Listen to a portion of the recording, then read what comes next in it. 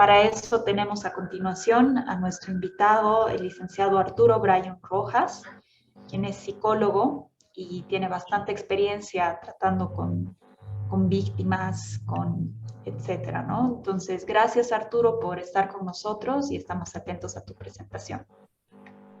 Muchas gracias, buenos días y gracias por la cobertura. Voy a empezar a compartir brevemente la presentación. Creo que ya se ve, ¿verdad? De hecho, sí, estamos viendo, a ver, está cargando. Ahora sí, ya está. Adelante. Gracias. Bueno, de lo que les voy a hablar el día de hoy es de lo que pasa in situ, en el consultorio, en los lugares de atención directa a la víctima, privados y públicos. Por diferentes razones de la vida me ha tocado abordar este tema y luego me he ido especializando con diferentes estudios. Soy psicólogo clínico, psicoterapeuta, y en esta ocasión voy a hablar de la violencia, cómo debería enfrentar una empresa en estos casos. Este es un curso de 2-3 días, pero espero tratar de resumirlo en estos 15 minutos. Creo que es importante, primero, ¿cuál sería el perfil de él o de la trabajadora, con mayor riesgo de ser víctima de violencia? Ojo, estos son indicadores que deben ser cotejados, reconfirmados, no porque un indicador tenga tu amigo, tu amiga, tu colega, quiere decir que viva violencia, ¿no? La psicología es una ciencia subjetiva que debe ser corroborada con otros medios cuantitativos de medición, especialmente de esta variable. Pero la persona que puede tener mayor riesgo de ser víctima de violencia, en este caso estamos hablando de la mujer, que claramente es una iniciativa mundial porque esto reduzca. Puede ser alguien que tenga una actitud sumisa, pasiva y con tendencia a suprimir muchas veces sus propios derechos u opiniones.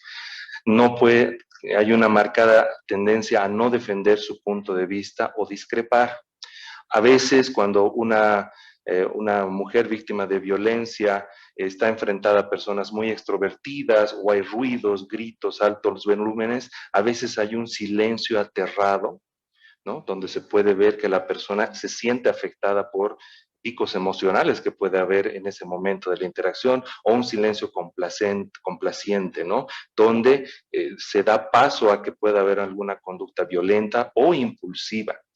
Otro indicador es una tendencia marcada a autoinvisibilizarse, ¿no? Es una persona muy poco participativa, trata de no interactuar con sus colegas y siempre trata de evitar cualquier tipo de interacción con más colegas, ¿no? También hay otro perfil de víctima de violencia que no es muy frecuente, pero también se ve que es una mujer que presenta una máscara externa. Más bien, por el contrario, pueden ser muy alegres, muy impersonales, hay muchas incógnitas sobre su vida privada, pueden dar respuestas superficiales y tienden a tener un muy poco vínculo con las personas. En ambos casos, en estas personas alegres o estas personas más pasivas, el asunto de estas personas en su psicología es tratar de ocultar un problema tan grande como las colegas que han hablado anteriormente. Esto es realmente una pandemia y data de hace muchos años. Para la evaluación de recursos humanos, que eso también toma varios días capacitar a las personas, siempre hay que tratar de ver si esa persona que tiene estos indicadores tiene alguna personalidad evitativa o personalidad independiente, o evaluando las pruebas proyectivas, ver si hay indicadores de ansiedad y depresión combinadas. Técnicamente hablando, estos son algunos indicadores de la trabajadora que puede tender a tener un riesgo de ser víctima de violencia. ¿Cuáles serían los indicadores de violencia en una empleada, en una trabajadora?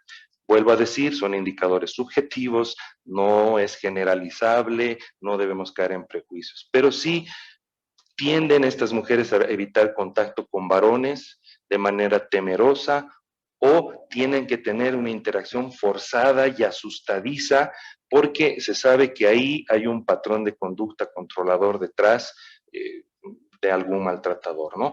Evita situaciones o festejos en la oficina, y cuando los colegas le dicen, pero vamos, mira, te vamos a ayudar con los nenes, invita a tu esposa, a tu pareja, esta mujer se siente grandemente presionada si se le insiste, incluso puede quebrarse emocionalmente o enojarse. En otros casos, cuando ya la violencia tiende a ser algo más visible. La irregularidad en la asistencia en el trabajo es muy frecuente, temporadas de bajones o desempeño errático, temporadas donde esta mujer se apaga, su desempeño se hace errático o simplemente no asiste al trabajo y sus justificaciones a veces son contradictorias. Hay una ansiedad por salir puntualmente del trabajo, porque a veces hay un sistema ahí opresor, digamos, hay una figura que puede estar ejerciendo algún tipo de maltrato, una actitud casi aterrada si se le pide a esta empleada que se quede más tiempo o debe ir días extralaborales. Por supuesto, sabemos que en el caso de la mujer, como había dicho la anterior colega, hay un doble trabajo, pero hay que saber distinguir cuando esto ya viene con una amenaza, cuando ya hay una, digamos, vulneración de derechos, que también debe ser el rol de la empresa empezar a detectar eso. En cosas muy específicas, los últimos 2 puntos, con mucho más cuidado, encerronas en el baño, salir del cubículo para recibir ciertas llamadas largas, a veces puede irrumpir en un llanto silente de manera inesperada, justamente luego de estas interacciones. En el caso de la celotipia, celos patológicos, a veces pueden los maltratadores recoger a su pareja del trabajo de manera puntual, puntillosa, pueden merodear los alrededores de su trabajo o pueden tener intercambios o malos entendidos con colegas varones de esta mujer y a veces pueden estar recibiendo constantes llamadas de la pareja a modo de reporte. Todos estas 2 diapositivas, por supuesto, con el debido cuidado para poder descartar si hay o no un caso de violencia. Como les digo, este es un curso grande. Entonces, ¿cuáles son los errores comunes a la hora de abordar la violencia en el personal? Hay como 4 actitudes que debes evitar si tú eres jefe o estás a cargo de una empresa. La primera es este silencio y tabú. Hay muchas empresas donde creen que tienen un silencio diplomático a la hora de ver marcadas indicadores de violencia en sus trabajadoras y es algo que no se habla, está prohibido, es más o menos como decir, bueno, oye, te ha salido un grano en la cara, entonces no se habla de eso por temas diplomáticos y a veces se lo toma con esa superficialidad el tema de la violencia. Ese tipo de empresa, por supuesto, deplorable. Hay otro tipo de empresa que donde mayormente caen muchas empresas que tienen una cierta buena actitud para poder abrir la prevención de la violencia. El mensaje contundente y arrasador contra la violencia. El empleador o la empresa en este caso dice, la mujer que está viviendo violencia se va a sentir segura acá, este es un barco tranquilo, ya le hemos dado un mensaje claro de que aquí se le va a ayudar y eso es contraproducente muchas veces, porque la víctima de violencia muchas veces inconscientemente piensa que ahora tengo que estar más callada, ahora tengo que cuidar mi teléfono, esto no puede salir a luz y eso puede ser tremendamente contradictorio, porque la mujer que vive maltrato, por supuesto, aún tiene un vínculo afectivo, aunque desordenado, con su maltratador y esto no quiere que se vuelva más grande. Entonces ese mensaje contundente a veces no ayuda. El tercero, a veces un tema jocoso, de doble sentido, donde se banaliza la violencia y no se la toma en serio. Tremendamente peligroso si es que hay el mensaje de algún jefe, algún supervisor o de la empresa, tal como que la violencia es una cosa muy chistosa, muy pintoresca. Otro tipo de empresas que me ha tocado ver como psicólogo clínico, como asesor organizacional, es aquella que avala en silencio la violencia intralaboral y por fuera tiene un discurso contradictorio. Creo que está por demás hablar de esa empresa a detalle, ¿no? Es algo que no se debe hacer. Pero ¿cuál sería el enfoque adecuado? La empresa que aborda este tema como un tema frecuente para proteger la calidad de vida del empleado. Cuando tú mandas ese mensaje como empresa, tú estás haciendo un discurso donde no se condena, no se busca culpables ni víctimas, es un tema de vida, es una realidad dolorosa, pero se lo aborda como sería un problema de columna en oficinistas. Y ojo, no trato de minimizar este gran problema. Pero para la víctima de maltrato dentro del trabajo es muy importante que se normalice que esto suele pasar y que tiene solución. Vale decir, es algo que se puede abordar sin que esto se desborde. Apuntes breves. ¿Cuál sería el rol de la empresa y área de recursos humanos en casos de violencia? Estos son 3 ejes de acción. Este es un modelo que, bueno, lo he desarrollado también con los años, que es básico, pero muy efectivo en su contenido específico. Hay un componente de prevención, un componente de intervención y hay un componente de contención. Prevención, contención, intervención. Van a disculpar el sentido de las flechas. En el eje de prevención, hay un enfoque de paulatinidad a la hora de abordar la violencia. No puedes abordar el maltrato en frío en una empresa. La persona víctima de maltrato siempre va a tratar de evitar estas situaciones porque se siente culpable. Hay una serie de indicadores que le hace creer equivocadamente que tiene culpa en el maltrato. Entonces, este enfoque de paulatinidad tiene que ver con educación emocional en el trabajo, comunicación asertiva, escuela de padres. Y ya cuando tú estás trabajando estas habilidades en la vida, ya la mujer víctima de maltrato empieza a atar cabos y empieza a darse cuenta de que hay formas y formas de comunicación, formas y formas de relación, sin que se le diga estás violentada, eres una víctima, etcétera, etcétera.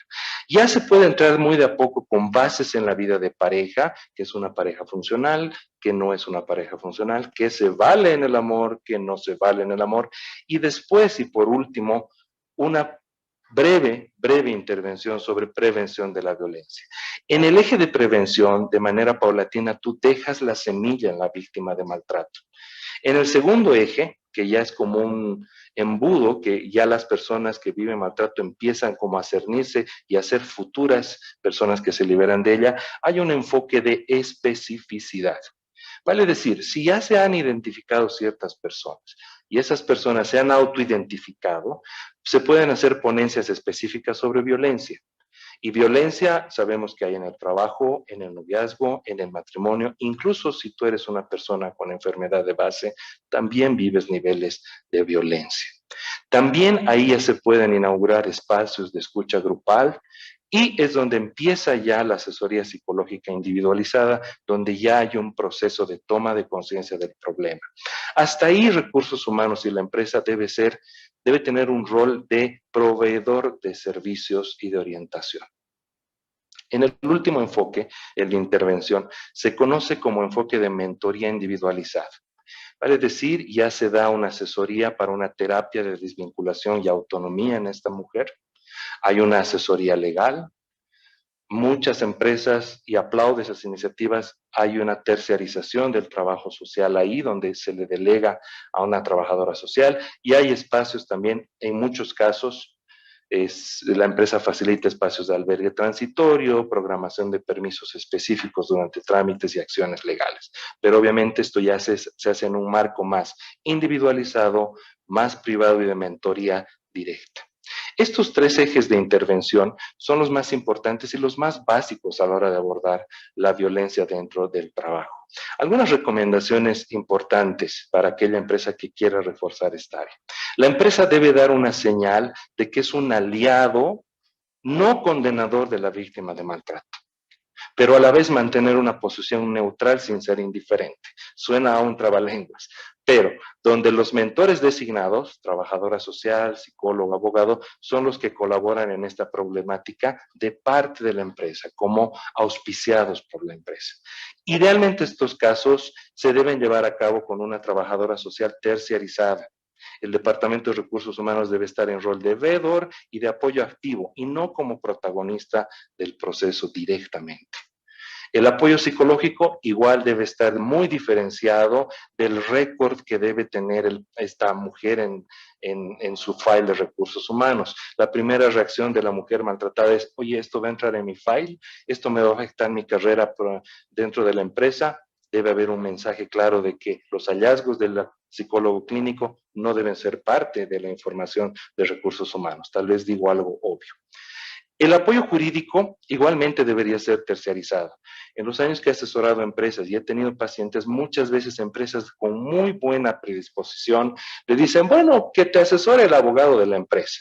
Y eso realmente no es bueno. ¿Por qué? Porque el abogado de la empresa tiene sobrecarga, hay una sobrecarga en el sistema de relaciones humanas, de calidad en la empresa y no siempre hay claridad en los roles y funciones del abogado de la empresa frente a un problema específico de carácter penal o derecho familiar. En ese sentido, estas recomendaciones tienen que ver con algo muy concreto. Si vas a prevenir y vas a intervenir en temas de violencia, debes hacerlo de manera concreta, comprometida y sabiendo que esto va a derogar una cantidad de dinero, pero hay que hacerlo bien, porque si se lo hace a medias, juega en contra y silencias más a la víctima de maltrato y te conviertes en alguien más que avala esto de manera indiferente o silenciosa. Como psicólogo clínico que ve pacientes en este problema y asesor de empresas, creo que es una iniciativa muy importante en tu empresa, porque eso va a garantizar, y lo digo así muy directamente, que tú el día de mañana duermas en paz en tu almohada, sabiendo que has hecho lo correcto y lo ético. Muchas gracias por este espacio, espero haber sido sucinto y claro. Muy amables. Gracias, Arturo. La verdad, bastante clara la presentación. Varios comentarios que haces son muy aplicables, ¿no?, a las empresas y creo que son oportunos el conocer, porque seguramente muchas de ellas están empapándose de la temática y en un mediano o corto plazo estarán tomando acciones. Gracias por acompañarnos esta mañana, Arturo, y preparar la presentación.